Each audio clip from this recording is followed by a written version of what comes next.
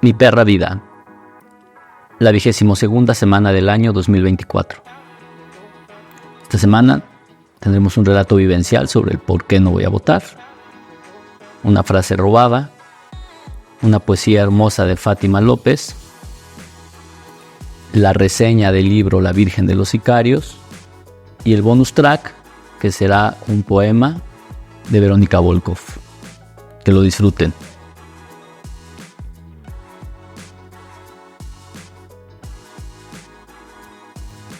En esta ocasión les quiero contar que además del contenido habitual, verán una versión en audio.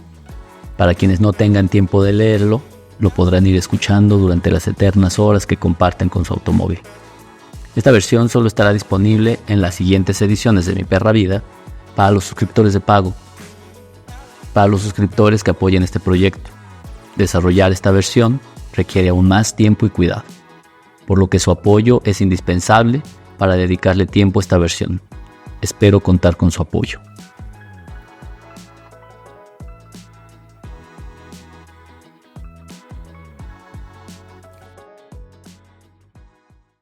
¿Por qué no voy a votar? En México no hay una obligación legal para votar. Por lo tanto, hacerlo o no convierte a nadie en héroe ni en villano. Antes de comenzar, lo que pienso, hago y escribo no busca ser panfleto político, guía de vida o precepto filosófico. Es mi opinión, tan válida o inválida como la del resto de los mexicanos. Recuerdo como uno de los pasos trascendentales de mi adolescencia el trámite para obtener la credencial que me permitía dar fe legal de mi existencia autónoma, mi mexicanidad. Ese trozo de plástico era la prueba irrefutable de que la sociedad confiaba en mi capacidad para abrir una cuenta de ahorros en el banco, comprar alcohol libremente, conducir autos, subirme a un avión solo, sobornar a un agente de tránsito que amenazaba con retirármela y, por supuesto, elegir a los candidatos de las diversas elecciones a puestos públicos. Todos los beneficios de la reluciente credencial de elector, también conocida cariñosamente como INE, fueron ejercidos con presteza y regularidad, excepto subirme a un avión. Eso fue lo último. Pero antes que eso fue votar por un presidente para este país. Mi primera participación como votante tenía algo de místico, ya que fue el año 2000, momento trascendental para la humanidad, que logró superar el cataclismo del cambio de siglo, también conocido como el problema Y2K. Además, ese año me convertí en miembro de una generación que había habitado este mundo en 2 siglos diferentes. Y como corolario de sucesos históricos en mi entonces corta vida, el escenario político indicaba que, por primera vez en 71 años, el partido hegemónico, el Partido Revolucionario Institucional PRI, perdería su lugar en la presidencia, siendo arrebatado por el Partido Acción Nacional PAN. Es decir, pasaríamos de un gobierno de derecha a otro. Pero al menos pasaría algo. Vicente Fox era un güero altote, dicharachero, botudo, misógino. A la postre resultó mandilón, pragmático y contundente. Sonaba a leguas una mejor alternativa que sus contrincantes. Ya portando la banda presidencial, se demostró cabalmente que era un hombre congruente entre el pensar y el actuar. Así las cosas dejaron de ser divertidas, porque no es lo mismo ver a un bufón haciendo payasadas que ejecutarlas. Esa fue la primera y última vez que voté. Yo no sé qué opinarán los otros 15.98 millones de votantes que lo elegimos, pero para mí era una gran vergüenza oírlo hablar y verlo actuar, así como a su consorte, la cual cumplía con el aforismo de que siempre hay un roto para un descosido. Me parecía rotundamente irresponsable aceptar que yo había participado en la construcción de esa barbarie. A lo largo de ese sexenio me di cuenta de mi cinismo. Me creía un ciudadano mexicano solo por pararme en una urna cada 6 años, con el amplio desconocimiento de las propuestas que planteaban como mentiras los candidatos, y tachar una papeleta. No podía creer que la democracia fuera eso. Me conflictuaba la gran disparidad de este país, donde para algunos el agua potable era una lucha social justa, y para las minorías millonarias les parecía justo desarrollar una agenda que les permitiera pagar menos impuestos u otorgar menos prestaciones a quienes despojaban de su plusvalor. No lograba entender cómo podría haber una democracia con peticiones tan opuestas. Además, comenzó a gestarse la idea de que el tan sonado evento democrático por excelencia era más un proceso mediático y administrativo. El siguiente sexenio confirmó que nuestras aparentes decisiones, casi siempre otros son los que realmente deciden, nuestras aparentes decisiones democráticas eran siempre un error. La famosa y sangrienta guerra contra el narcotráfico, promovida por nuestros vecinos del norte y asumida como dogma de fe por Felipe Calderón, fue la ficha de dominó que determinó la caída de otras más. Por supuesto, siempre las que caían eran las fichas más pobres, porque la élite económica y la cúpula del narcotráfico apenas resintieron los efectos de tal guerra. Sin duda fortalecieron sus capitales y territorios. Tan es así que el número de millonarios en México pasó de 30,000 en el año 2000 a 140,000 al final del sexenio de Felipe Calderón. En esa época era más fácil conocer a alguien que había sido presa de la delincuencia que a un amigo de un amigo millonario. La cinética presidencial tampoco se modificó después, y peor aún, la misma herramienta democrática llevó al poder a Trump, Bolsonaro y Milei, por tan solo mencionar algunos ejemplos barbáricos de las capacidades de un homínido. Entonces la pregunta era, ¿la democracia no sirve?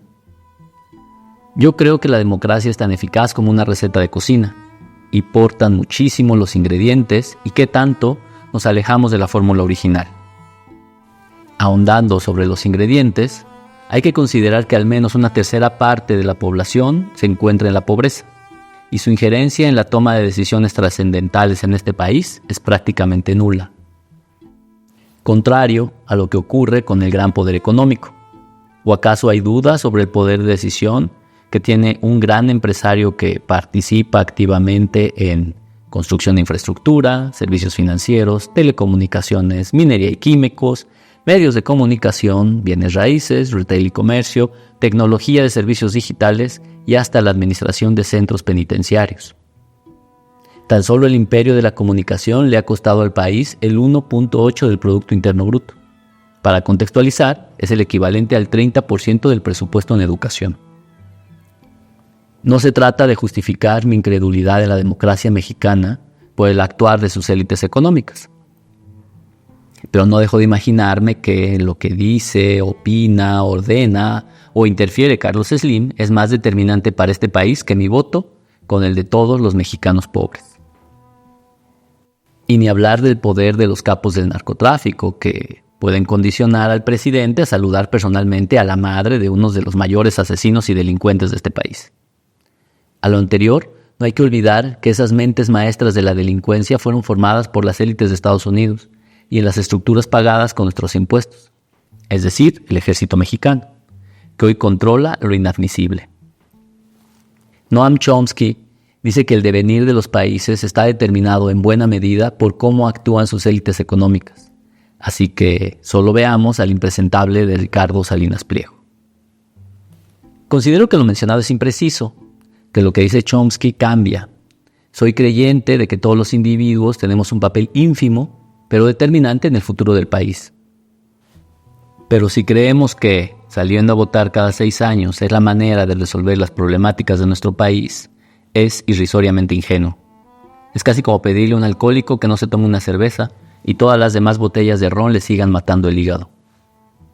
Ojalá todos aquellos que se desgarran las vestiduras sentados en sus sillones dejaran de apoyar a los bufones del narcotráfico y a la élite millonaria, y tuvieran consideración por su entorno más cercano, una sensibilidad suficiente para levantarse y apoyar a los que aún siguen siendo subrepresentados por todos los gobiernos.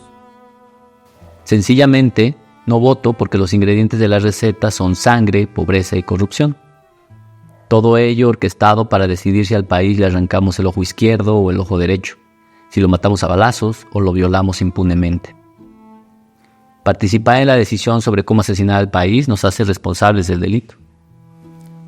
Mi decisión de no votar me hace irresponsable, pero consciente y entendido de mis actos. Así que entre ser partícipe de un asesinato, ya que no importa quién gane, la historia lo demuestra, prefiero ser irresponsable.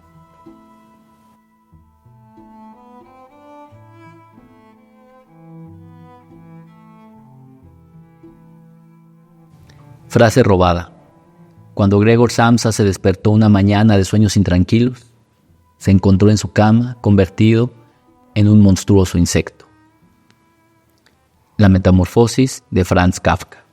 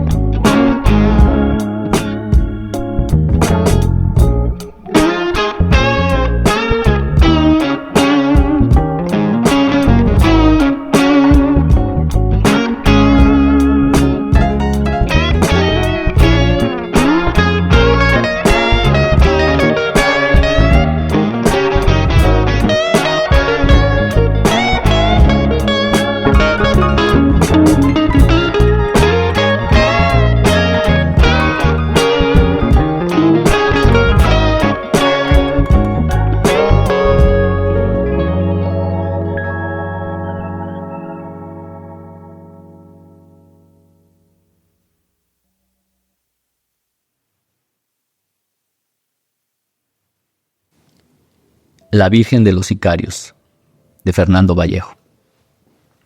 Frecuentemente descubro que tengo venda, un filtro que altera lo que pienso, modulando de manera errática mi forma de ser ante los demás. Y aunque pareciese que no tengo filtro y solo me dirijo bajo los mandamientos del lóbulo frontal, la realidad es que no. Por eso enterarme de la escritura y la praxis del colombiano Fernando Vallejo fue una luz. No puedo decir que de esperanza, pero una luz que iluminó mi camino. Su excelsa sensibilidad embebida en una mente brillante Hace que sus diálogos y argumentos sean como una ducha de sangre, sufrimiento e intelectualidad, descarnada, cínica y valiente. La descripción de una Colombia oscura, hundida hasta el cuello de la delincuencia, que nada le envidia a México, hace sentir tan cercana esa realidad nada edulcorada, que además se aleja de cualquier lección moralista. Vallejo se sabe una mierda y por lo tanto narra la maldad y podredumbre a ras de suelo, haciendo que la perversa realidad corte las venas de sus lectores. Pocas veces la valentía y la percepción de la realidad absurda se integran también. Esta novela es un paseo por el basurero que es el mundo. Todos sus personajes son oscuros y sus historias sin ningún atisbo de final feliz. Probablemente lo más feliz que les puede pasar es que tengan final, que los aleje de este mundo esclavo del modo imperialista de vivir. Tétricamente me identifico mucho con Fernando Vallejo. Tengo temor de ser como deseo.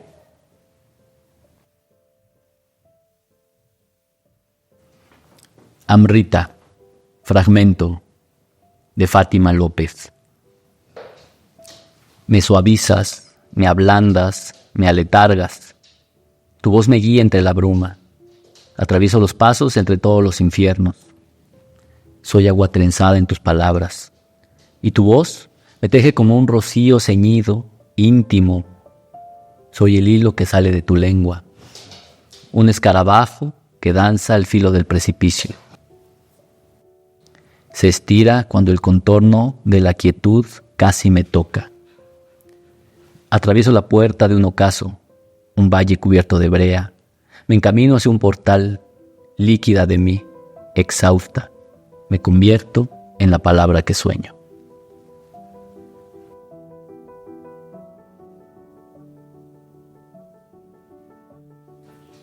Bonus track.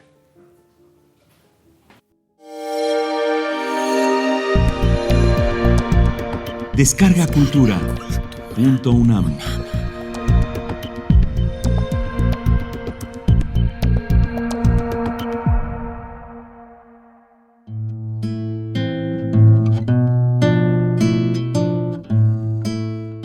Petición. Verónica Volkov.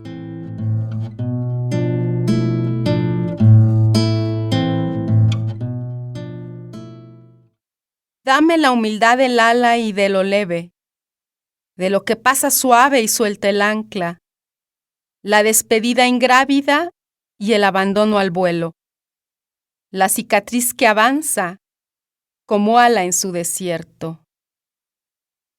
Dame la humildad del alma, sin cuerpo y ya sin cosas. Ser la poesía y su luz, tan solo la poesía, y la región más de aire, inaccesible al desastre. Dame la luz sin límites, acechando adentro, y la noche que soy también y el barro, con la estrella distante que la sed nos sacia. Dame la humildad que suelte las cadenas, la verdad que desnuda el polvo, el hueso que me fraguan. Solo en lo que soy caigo, me derrumbo. Déjame andar sin equipaje, leve, abierta al horizonte.